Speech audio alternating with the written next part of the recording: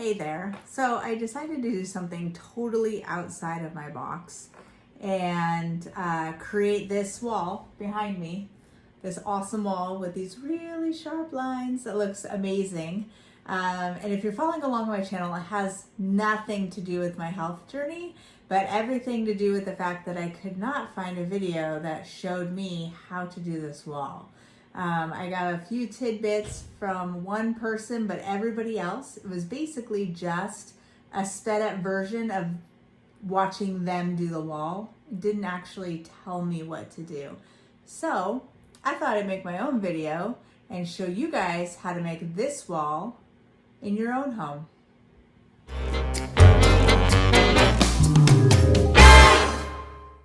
So first of all, I want to tell you that I watched, I don't know, half a dozen videos on YouTube about how to do the wall behind me. And I looked up how to create a geometric shaped wall, which is probably something similar to what you guys looked up to find this wall.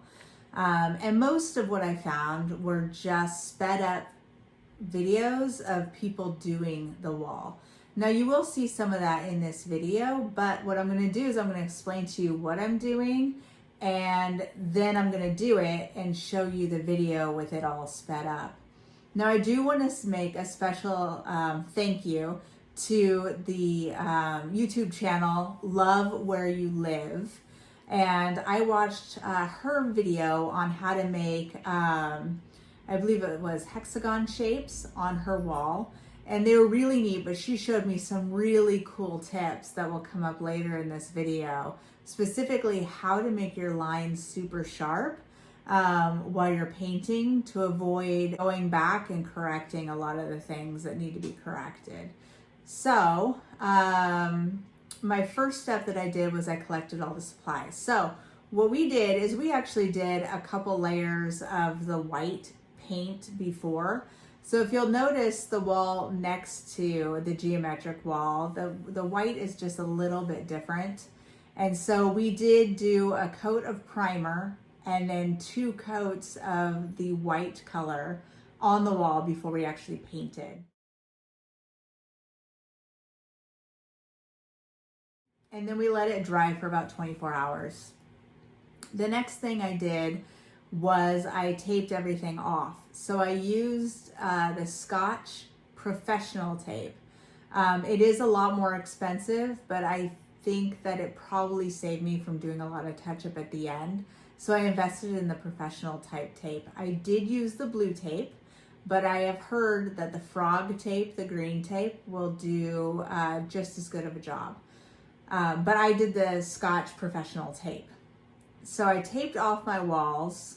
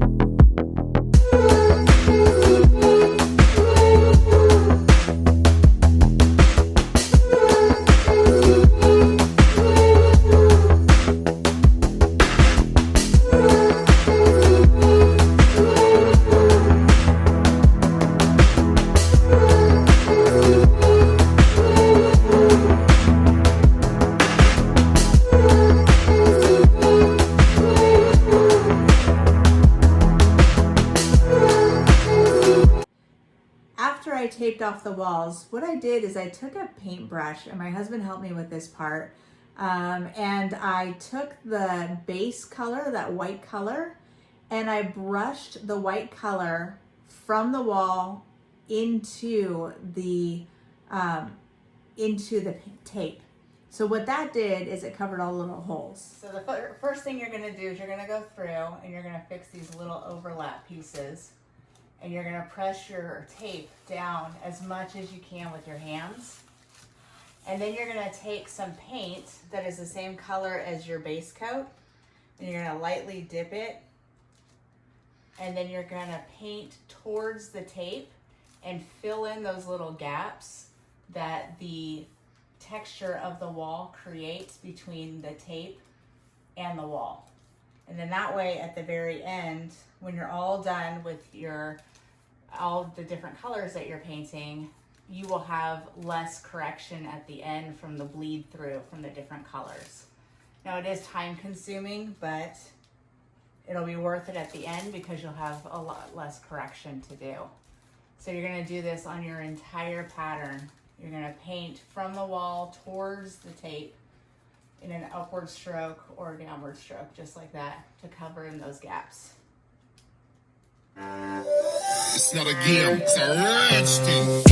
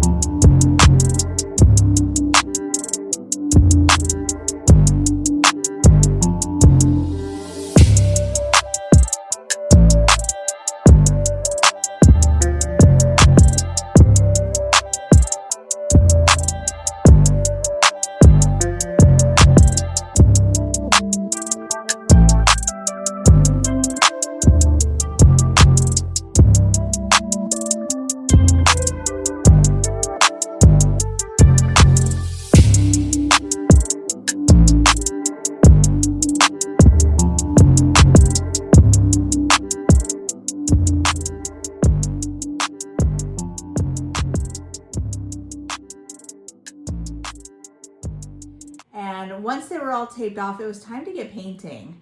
And so what I decided to do is I wanted to see where to put the colors. So I took some Post-it notes and I put them on the wall. I used 2 different colored Post-it notes and left one of them blank. Now what I would have done going back and doing it again is I would have used 3 different colored Post-it notes, because some of them fell and it was hard to figure out where they went, since some of the color spaces I left without a Post-it note to mark it that certain color. So I would use a Post-it note or some sort of marker for each different color. Now I was going to do just like a paint swipe with a paintbrush in each little area to see which one I liked better, but I didn't want to deal with covering it up and then painting over it again. So I just went with the Post-it notes. So I threw Post-it notes up all over the wall.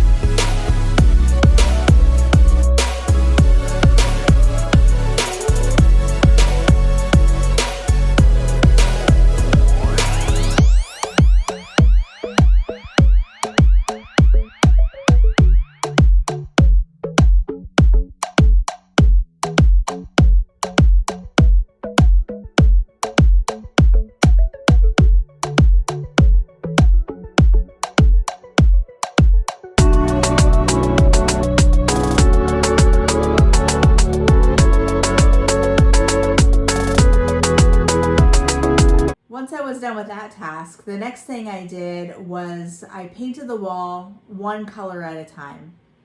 So I did one color, and then I went through and did the next color, and then the next color, and then I went through and did my second coats.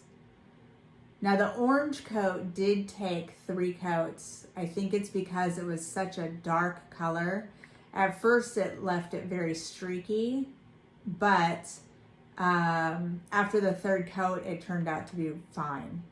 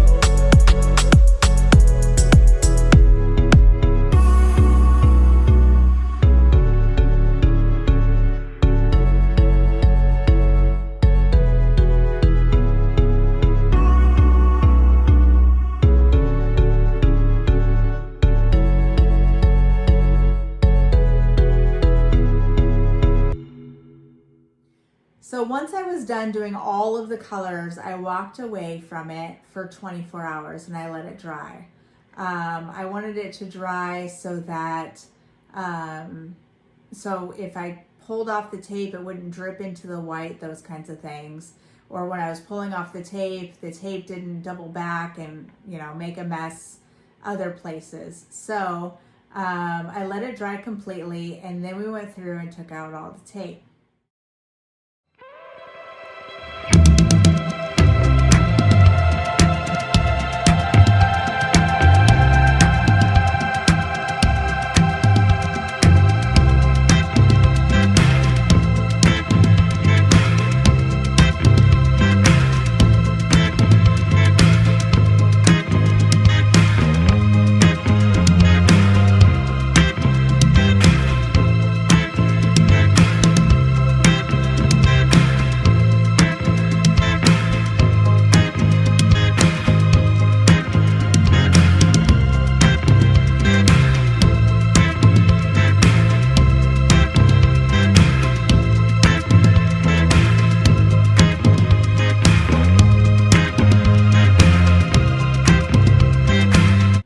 Once we were done taking all the tape off, I went through and marked off all the little places that I felt needed to be touched up.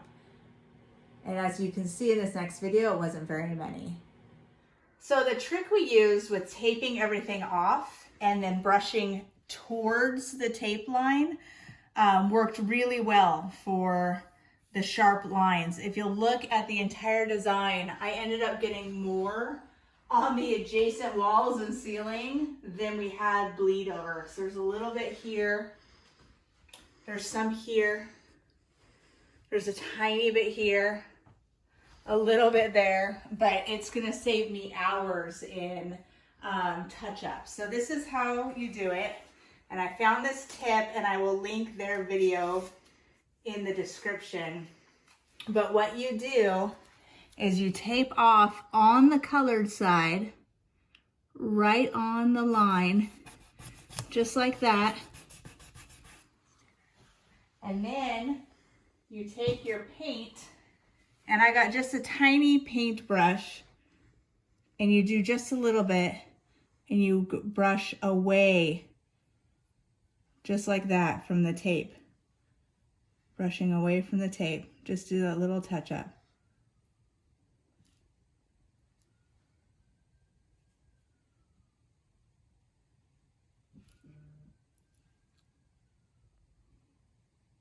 just like that.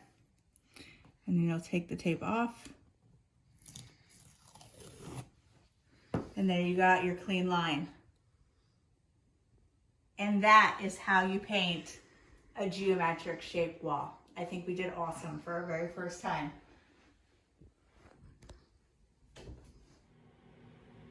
So after doing the touch-up, the tip at the beginning where I took the white and painted into the tape, that was a great tip. And that was the tip that was like the key takeaway that I got from Love Where You Live after I watched that video. It was amazing. So I love that takeaway. You know, if I was going to do this wall again, I would probably, like I said, the only thing I would really change would be to get Post-it notes, enough of them for each color that I was doing. I wouldn't do a crazy wall like this in my house. It's just a little too bright for me, but I love it in my office. It's an accent wall in my office. It is the colors of my brand, which I really like. So the two blues, a light blue and a darker blue, and then the orange are my brand colors for my travel business. And so I really like the colors. It really pops in this room. My daughter and I share an area because of COVID. You know, she needs this place to do her schoolwork. So it's kind of a crazy wall, but it's really fun and we really like it. And I encourage you to get quality paint supplies if you want to do something nice. It does cost more at the beginning, but it looks a lot nicer. So splurge for the Scotch, professional painter's tape, and then get yourself a couple of the mini rollers. That's what I used to do the wall, is mini rollers. And then I use paint brushes to do the cut in and those tight corners, because sometimes those corners were really hard to get even the mini roller into, just the angles that I had going for me. So if you like this, I think I might do a few more lifestyle type videos, but if you like it, give it a thumbs up. Thank you guys for watching.